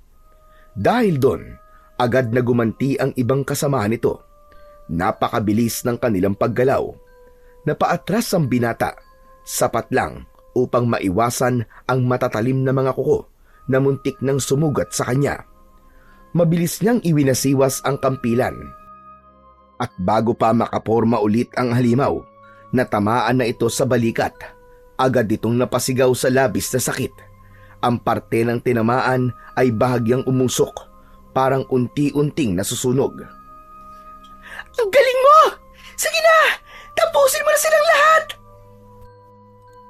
Nagkatinginan ang mga natitira pang aswang. Ang kanilang mga mata ay lalong nag-alab sa galit. Muli silang sumalakay. Iniwasan niya ang unang umatake. Gumulong siya sa lupa para makalayo. Ngunit bago pa siya makatayo ng tuluyan, naramdaman niyang may tumama sa kanyang likod. Nasugatan ng matalim na kuko ng aswang ang kanyang likod. Napangiwi siya sa sakit, ngunit hindi siya sumuko. Bago pa may makalapit ulit na aswang sa kanya, hinawakan niyang muli ang mutya ng bawang. Ang liwanag nito ay kumalat sa buong lugar. Ang mga nakahud biglang nawalan ng mga malay. Doon niya napagtanto na nasa ilalim ito ng kapangyarihan ng aswang. Tila mga nahihipnotismo at wala sa mga sarili. Nakita niyang maging si Marites ay nawalan na rin ng malay. Kasabay ng liwanag ay kumalat din ang mainit na enerhiya sa paligid. Napaatras ang mga aswang. Hindi! Hindi natin siya kaya! Totoo nga! Malakas ang tagapagmana! Ngunit huli na ang lahat para umatras. Tuluyan ng nilamon ng kapangyarihan ang katawan ni Nestor. Nagliliwanag maging ang mga mata nito. Sa paningin ng mga aswang, naging isang magiting at makisig na mandirigma ito na hindi nila kayang labanan. Mabilis na sumugod si Nestor. Hawak ang kanyang kampilan. Isang mabilis na hiwa ang dumapo sa bawat lalamunan ng bawat aswang. Napasigaw ang ilan habang unti-unting bumagsak sa lupa at nawalan ng buhay. Dalawa na lang ang natitira. Agad silang umatras at tumakbo palayo. Ginamit nila ang kapangyarihan nilang magbalat kayo upang makatakas. Ngunit hindi na nag-aksaya pa ng oras si Nestor. Muling kumilos ang kanyang katawan At sa loob lamang ng ilang segundo, isang nilalang na naman ang kanyang pinapos. Naiwan ang huling aswang, nakatingin sa kanya, nanginginig sa galit at takot. Magbabayad kang hayop ka! Hindi pa ito ang huli! Malakas nitong sabi habang tumatakbo papalayo. Hindi na hinabol ni Nestor ang nilalang. Alam niyang babalik pa ito. Ngunit sa ngayon, tapos na ang laban. Huminga siya ng malalim. Pinunasan ng dugo sa kanyang espada bago ito ibalik sa kanyang bewang. Nestor! Napalingon ang binata nang marinig ang tinig ni Marites. Nang lingunin niya ito, nakita niyang gising na ang dalaga. Gayon din ang iba pa. Tuwang-tuwa sila nang makitang wala na ang mga aswang. Masaya sila na ligtas na sila sa kapahamakan. Agad na lumapit si Nestor kay Marites at kinalagan nito ang mga tali sa kamay at paa ng dalaga. Ano nangyari? Natalo mo sila? Siyempre naman! Tapos na, Marites. Wala na sila. Napatay ko yung 6 na aswang. Hala! May isa pang natira! Oo, pero takot lang nun na bumalik.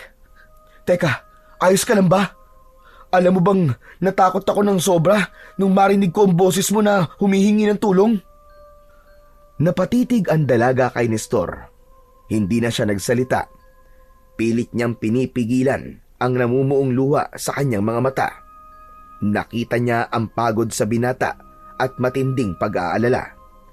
Napadako ang tingin niya sa mga sugat at pasa sa katawan ni Nestor at ang bahid ng dugo sa damit nito.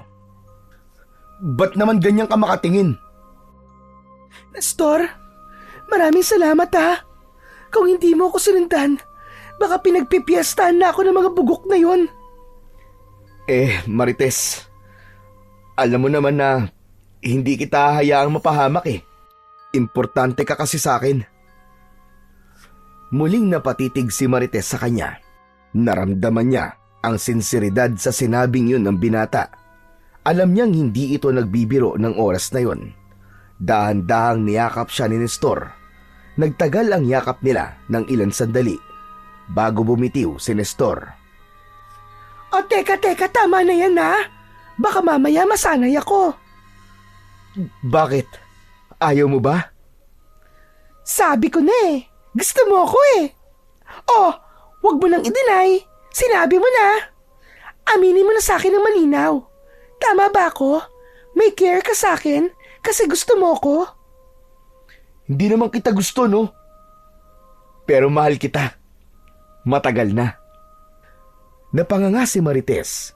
Hindi niya inaasahan ang diretsahang sagot ni Nestor. Akala niya ay nagpapatawa lamang ito tulad ng dati. Pero iba ang pagkakasabi nito ngayon. Seryoso, tapat at may lalim. Pakiramdam niya ay bumagal ang oras. Hindi niya alam kung paano sasagot o kung paano ipapakita ang nararamdaman niya. Teka lang, kagagaling lang natin sa laban tapos love confession kagad? Pero seryoso ka? Oo naman, Marites. Alam kong hindi ito ang perpektong pagkakataon pero baka hindi na ako magkaroon pa ng isa pang pagkakataon para sabihin sa'yo eh. Nagpantay ang kanilang mga mata. Ramdam ni Marites ang katapatan sa mga salita ni Nestor at hindi niya maitatangging may kung anong init at kuryente siyang naramdaman. Bakit ngayon mo lang sinabi? Kasi akala ko hindi mo ako papansinin eh. Mas gusto mong asarin ako kaysa seryosohin. Tapos sabi ka pa ng sabi na madami kang crush. Dahan-dahang lumapit si Marites at hinawakan ang kamay ng binata. Isang makahulugang titig ang namagitan sa kanila. Hindi man nila sabihin ng direkta, pero alam nilang pareho nilang nararamdaman ang isa't isa. Tara na, Nestor. Umuwi na tayo. Pagdating ng mga tanod sa nasabing lugar, Natagpuan nilang naglalakad na palabas ang mga nailigtas na biktima ng aswang. Ang ilan sa kanila, pagod na pagod at naguguluhan pa rin. May ilang nagtatanong kung ano ang nangyari, pero wala silang masabi dahil wala silang maalala. Hindi rin nila maikwento kung paano sila nakatakas. Basta nang magising sila, karamihan ay nakahandusay sa lupa. May mga tali sa kamay at nakasuot ng weirdong damit.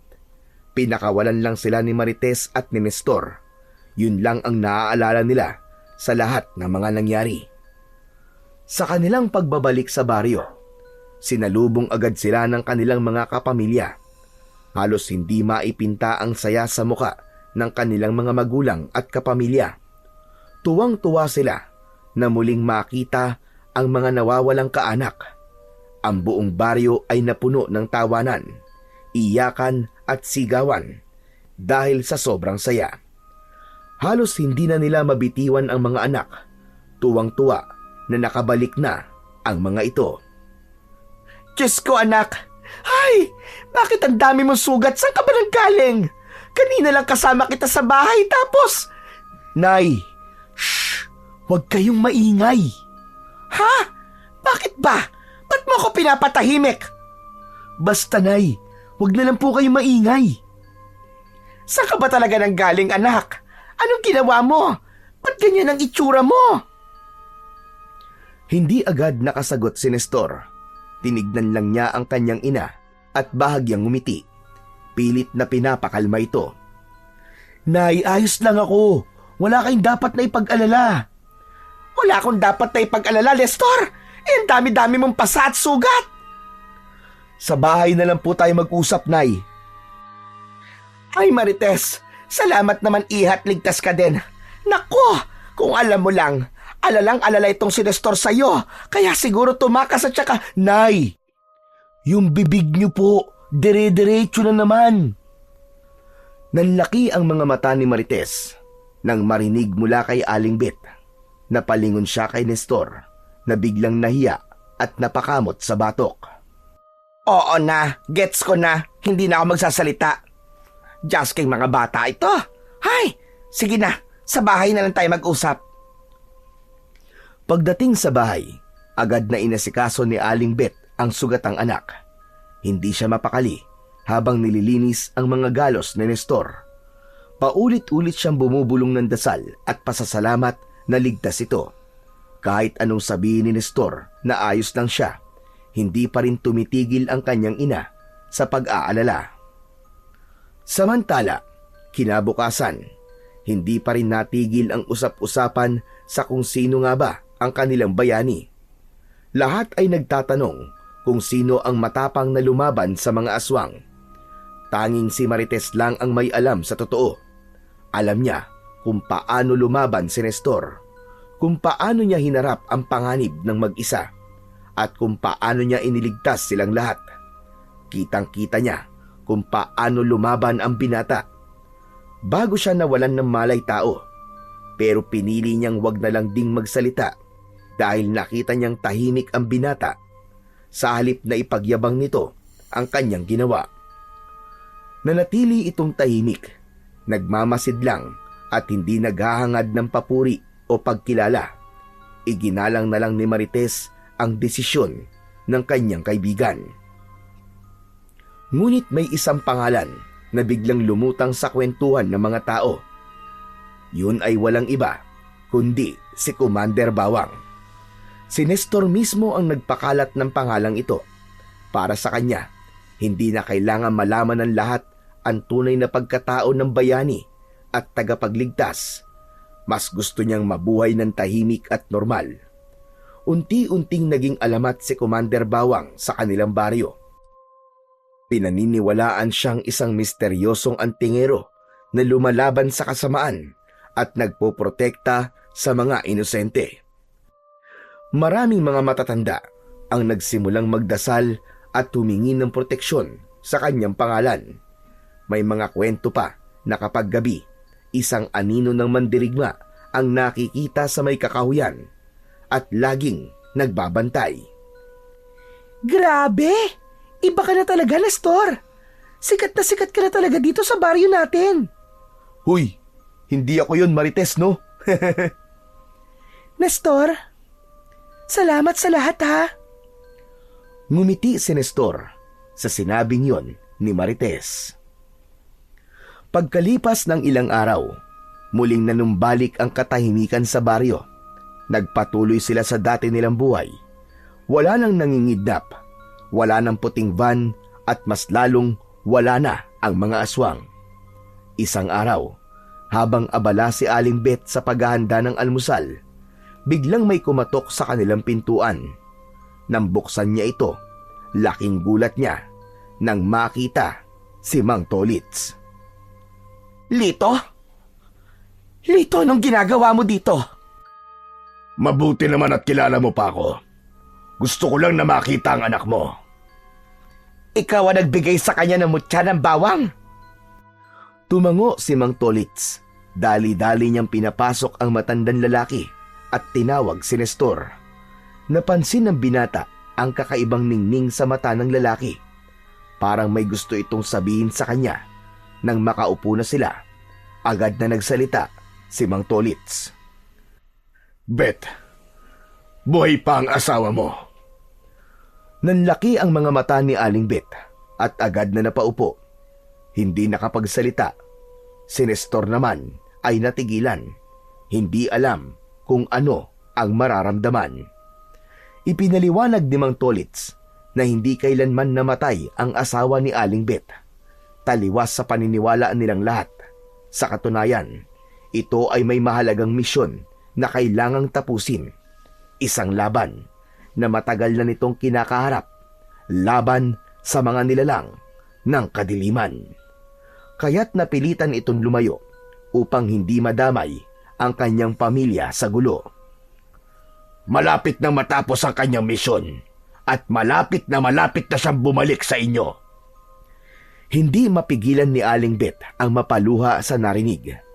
Matagal niya ng pangarap na makasamang muli ang kanyang asawa, buhat nang bigla na lamang itong nawala sa kanila. Samantala, si Nestor naman ay tahimik lang. Pilit na iniintindihan lahat ng sinabi ni Mang Tolits. Masayang-masaya ang ama mo, Nestor, dahil nagamit mo na maayos ang ipinamana niyang mutya sa'yo. Ano? Teka, akala ko ba galing sa engkanto ang kapangyarihang yun? Totoo lahat ng mga kwento ko. Ang kaibahan lang, hindi ako ang taong yun, kundi ang tatay mo. Siya ang tunay na may-ari ng mutya. Meron din ako, pero hindi bawang. At higit sa lahat, may gabay din akong engkanto. Kayo talaga, Mang Tolits, oh. Pero Mang Tolits, salamat pa rin po. Dahil naging tulay po kayo ng aking ama sa amin. Walang anuman yon. Siya nga pala, pinapasabi niya na proud daw siya sa'yo. Hindi niya akalain na magiging napakahusay mo mandirigma. Ikaw na ngayon ang tagapagmana ng kanyang lakas at kakayahan. Hindi makasagot si Nestor sa dami ng emosyon na kanyang nararamdaman. Tuwa, pananabik, at pangungulila. Hindi niya alam kung ano ang uunahin niyang emosyon na mararamdaman. Pero isa lang ang tiyak niya. Sa muling pagbabalik ng kanyang ama, masasabi niyang siya na ang magiging pinakamasayang anak sa buong mundo. Dahil sa wakas, kumpleto na ulit ang kanilang pamilya.